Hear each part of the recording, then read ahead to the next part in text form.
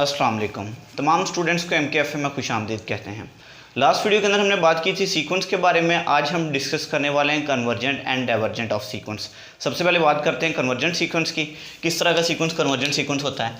ऐसा सीक्वेंस जिसकी limit exist करती हो उसे हम कन्वर्जेंट सीक्वेंस कहते हैं।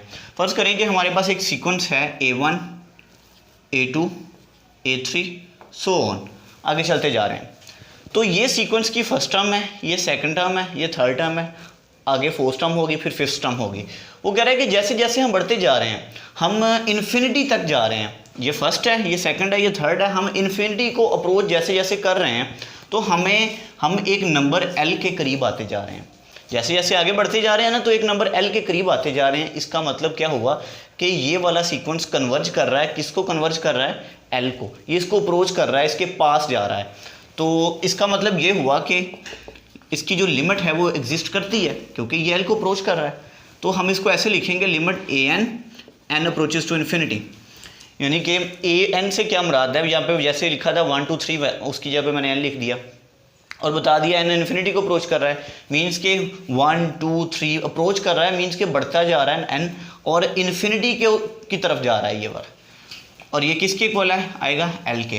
कि जैसे जैसे आप बढ़ते जा रहे हैं आप जब n पे पहुंचते हैं और जो कि इन्फिनिटी को अप्रोच कर रहा है तो आपको क्या मिलता है? L मिलता है। तो इस तरह के सीक्वेंस को कहते हैं कन्वर्जेंट सीक्वेंस। और अगर आपको यहाँ पर मिल जाता प्लस माइनस इन्फिनिटी, यानी पॉजिटिव इन्फिनिटी मिलता या नेगेटिव इन्फिनिटी मिलता, तो वो डाइवर्जेंट सीक्वेंस बन जाता। फिलहाल हम बात कर रहे हैं कन्वर्जेंट सीक्वेंस की।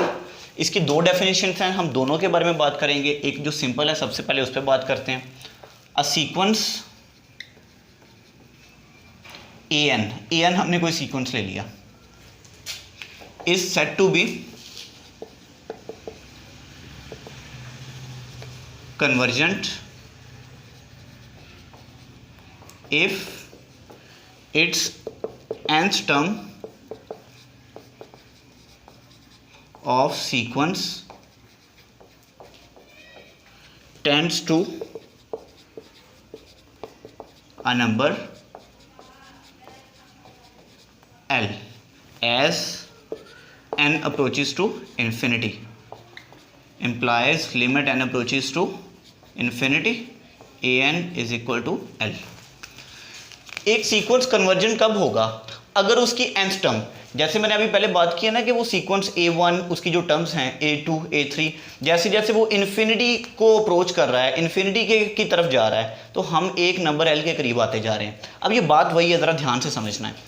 nth term of sequence tend to a number. अब सीक्वेंस की जो nth टर्म होगी, जैसे वो पहली टर्म थी, दूसरी थी, तीसरी थी, वगैरह की जो सीक्वेंस की nth टर्म होगी वो नंबर L के करीब आएगी या L के बराबर होगी as n approaches to infinity. अगर n जो है इन्फिनिटी की तरफ जा रहा है तो बढ़ते बढ़ते ना 1 2 3 4 सो ऑन, an जो है ये वाला, ये इस तरह है कि A1 A2 A3 so on. अब ये 1 2 3 जो लिखा है ना, ये यहाँ पे n है, ये इन्फिनिटी को जा रहा है, मीन्स कि आगे बढ़ता जा रहा है, पता नहीं कहाँ तक चलता जाएगा। तो जैसे जैसे आगे ये सीक्वेंस बढ़ता जा रहा है तो सीक्वेंस आगे हमें एक वैल्यू है L, ये उसके करीब आता जा रहा है। अगर उसके करीब आ रहा है तो इसका मतलब किसी ना किसी पॉइंट पे जाके इक्वल भी हो जाएगा, तो उस नंबर को हमने नाम दे दिया L का। तो जैसे n सीक्वेंस की बात की थी तो लिख दिया कि n सीक्वेंस जो है वो इन्फिनिटी को अप्रोच कर रहा है, और साथ ये लिख दी उसकी जो जिसकी बात हमने पहले की थी कि उसकी लिमिट एग्जिस्ट करेगी और इन n अप्रोचेस टू इन्फिनिटी पे वो जाके क्या बन जाएगा? L बन जाएगा। ये तो है पहली डेफिनेशन जो कि थोड़ी आसान वाली है। अब दूसरी डेफिनेशन की बात करेंगे जो अपर लेवल पे पढ़ी जाती है, फिर हम एग्जांपल्स की तरफ आते हैं। A sequence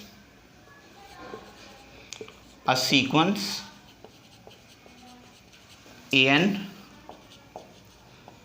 is said to be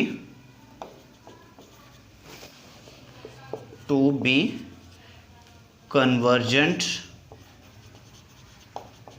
to L। एक सीक्वेंस an हमने पहले ले लिया, वो कह रहा है कि वो AL को तब कन्वर्ज करेगा इफ, यानी कि उसकी लिमिट L तब होगी for every epsilon is greater than 0।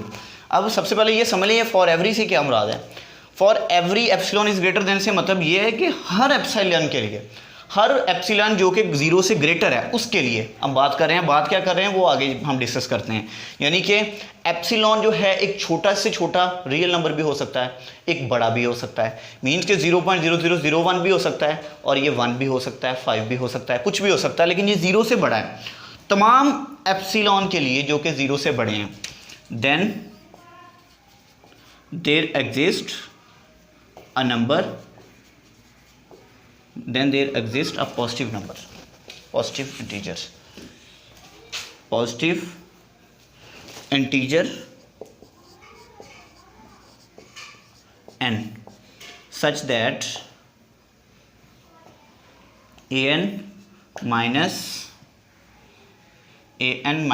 l mod is less than epsilon for all n is greater or equal to n।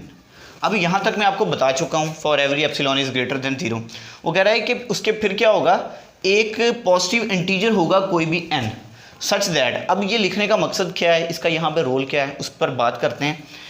an minus L mod less than epsilon. वो कह रहा है कि जो उसकी nth टर्म होगी, मैंने जैसे पहले बताया था कि nth टर्म जैसे जैसे हम nth को की तरफ जा रहे हैं, इन्फिनिटी की तरफ जा रहे हैं, इन्फिनिटी टर्म्स की तरफ, उसी तरह हम L के करीब आते जा रहे हैं।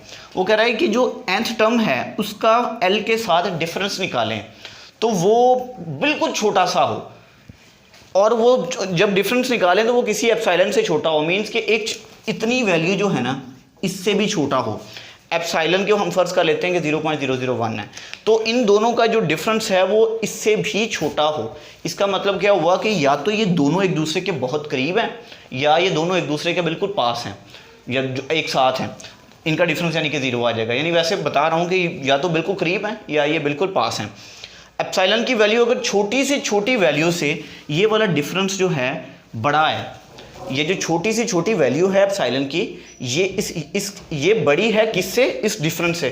तो जो बड़ी वैल्यू होगी, हम बड़ी एप्सिलॉन की वैल्यू रख देते हैं 1 रख देंगे, वो तो लाजमी तौर पे बड़ा होगा।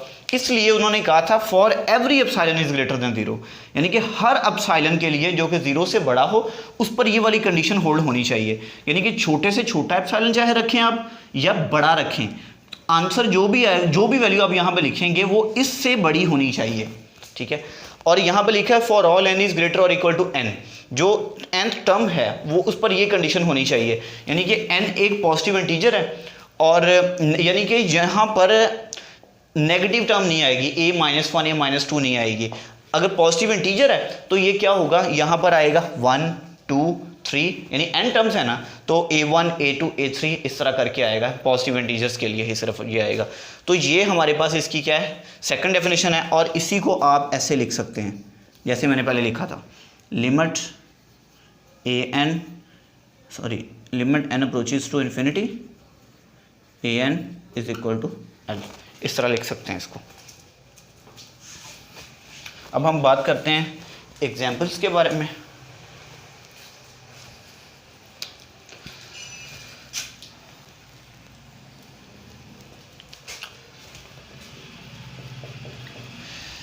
मैं यहाँ पर एक सीक्वेंस ले रहा हूँ 8n/n+3।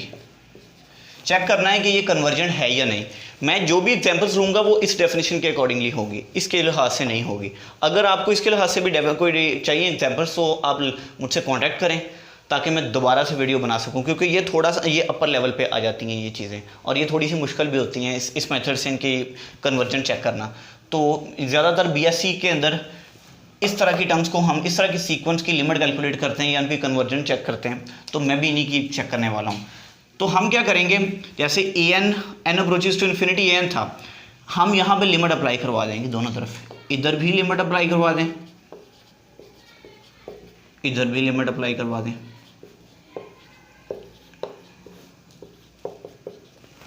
ये तो वैसे चलता आएगा। अब देखिए n अप्रोच कर रहा है इन्फिनिटी को, यानी अब यहाँ पे इन्फिनिटी लिखें कि हम कह दें कि n इन्फिनिटी की तरफ जा रहा है, यहाँ पे भी इन्फिनिटी लिखें तो आंसर इन्फिनिटी और इन्फिनिटी आ जाएगा। तो इस तरह का तो नहीं होना चाहिए हमारे पास, फिर तो वो डाइवर्ज कर जाएगा ना। लेकिन हमने इसको प्रूव करना है कि ये कन्वर्जेंट सीक्वेंस है और ये वाकई में कन्वर्जेंट सीक्वेंस है। और हमें इस चीज़ का भी आइडिया है कि किसी भी चीज़ के ओवर में इन्फिनिटी आ जाए तो वो 0 के इक्वल होता है। हम इसको इस तरह से चेंज करें कि बटे में इन्फिनिटी आ जाए, या हाँ इसी तरह करते हैं, limit n approaches to infinity 8n over, यहाँ से n कॉमन ले लें, अंदर क्या बचेगा 1 प्लस यहाँ पे n नहीं था तो यहाँ पे n बटे में चला जाएगा। अब ये n से कट गया, limit n approaches to infinity 8 over 1 plus 3 over n। अब देखिए n जो है सिर्फ बटे में आ गया है, यहाँ पर भी बटे में था लेकिन यहाँ पर ऊपर भी था। अगर ये ऊपर ना होता इन्फिनिटी n तो हमें ये काम करने की ज़रूरत नहीं थी कॉमन लेने की, डायरेक्ट यहाँ पे इन्फिनिटी पुट कर देते तो उसका कुछ ना कुछ आंसर मिल जाता हमें। अब इन्फिनिटी यहाँ पे अप्लाई करवाएं, 8 ओवर 1 प्लस 3 ओवर n की जगह पे इन्फिनिटी आ गया। 8 ओवर किसी भी चीज़ के ओवर में इन्फिनिटी आ जाए वो 0 के इक्वल होता है, तो 1 प्लस 0 1 हो जाएगा, दैट इज इक्वल टू 8, सिर्फ 8 बच जाएगा। तो ये सीक्वेंस, इसकी लिमिट क्या आ गई हमारे पास 8 आ गई, तो इसका मतलब क्या हुआ कि ये सीक्वेंस कन्वर्जेंट है, sorry Sn is equal to 8। एक और एग्जांपल लेते हैं फिर हम चलते हैं डाइवर्जेंट सीक्वेंस की तरफ।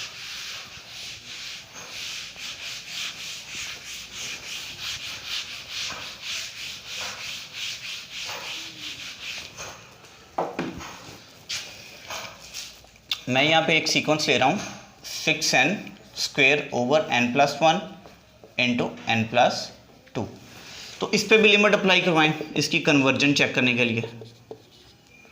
Sn is equal to 6n square, इन्हें मल्टीप्लाई करें, n को n से मल्टीप्लाई किया n स्क्वेयर, n को 2 से मल्टीप्लाई किया 2n, 1 को n से मल्टीप्लाई किया n, 1 को 2 से मल्टीप्लाई किया 2। अब 2n प्लस n कितना हो जाएगा, ये 3n हो जाएगा, मैं ये डायरेक्ट लिख रहा हूँ यहाँ पे।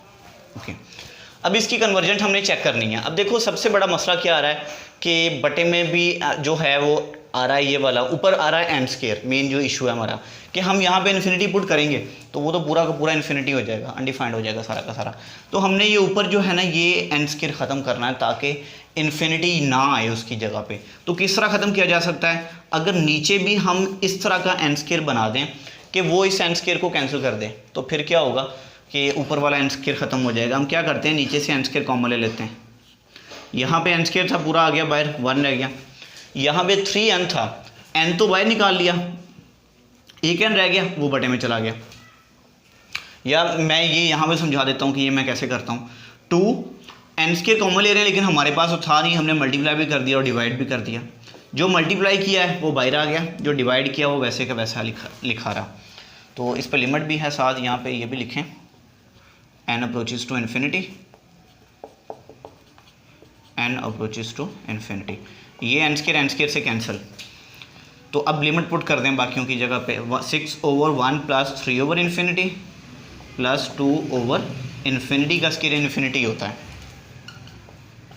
1 plus 3 over infinity 0, 2 over infinity 0, 6 over 1 that is equal to 6। तो इसकी लिमिट क्या आ गई हमारे पास 6। तो ये वाला सीक्वेंस भी क्या है, कन्वर्जेंट सीक्वेंस है। अब हम डाइवर्जेंट सीक्वेंस की बात करते हैं।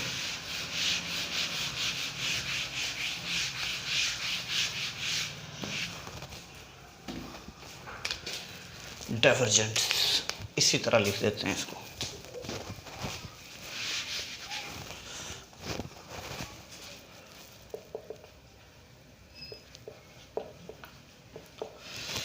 अच्छा ये इसकी सबसे पहले डेफिनेशन लिखते हैं, a sequence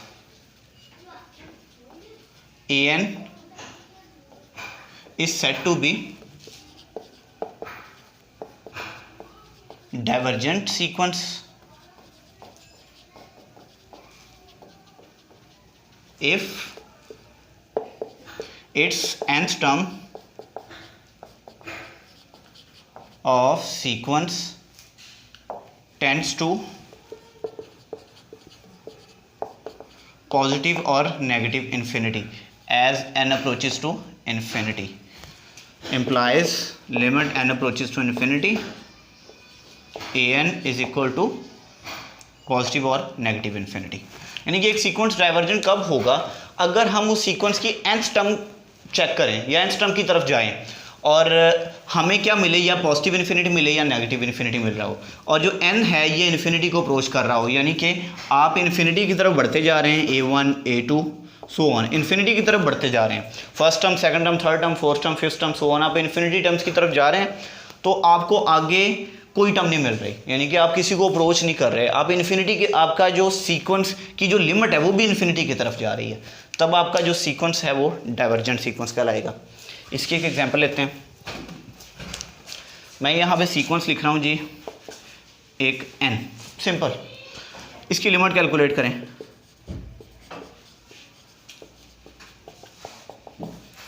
n approaches to infinity n, तो n की जगह पे इन्फिनिटी को रिप्लेस कर देंगे, इन्फिनिटी आ जाएगा। पॉजिटिव इन्फिनिटी की तरफ जा रहा है तो ये सीक्वेंस डाइवर्ज कर रहा है। एक और इस तरह n+1 n+2 ये सारे के सारे क्या होंगे, डाइवर्जेंट सीक्वेंस होंगे। एक और एग्जांपल ले लेते हैं।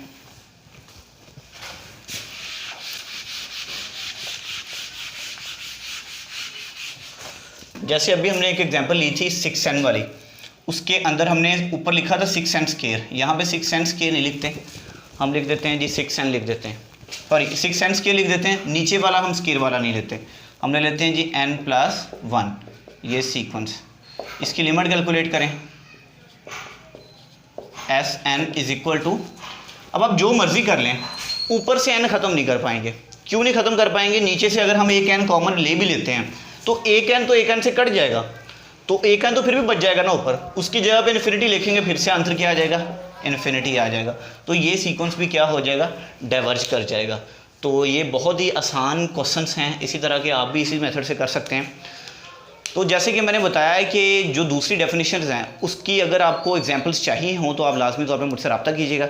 और इसकी जो दूसरी डेफिनेशन है, जैसे मैंने कन्वर्जेंट सीक्वेंस की बताई है, डाइवर्जेंट सीक्वेंस की जो दूसरी डेफिनेशन है वो आप लोगों ने खुद करनी है, और ये आप लोगों की असाइनमेंट है, और मुझे बताना है कि, और मुझे समझाना भी है कि आपने किस तरह से किया है। ठीक है, खुदा हाफिज़।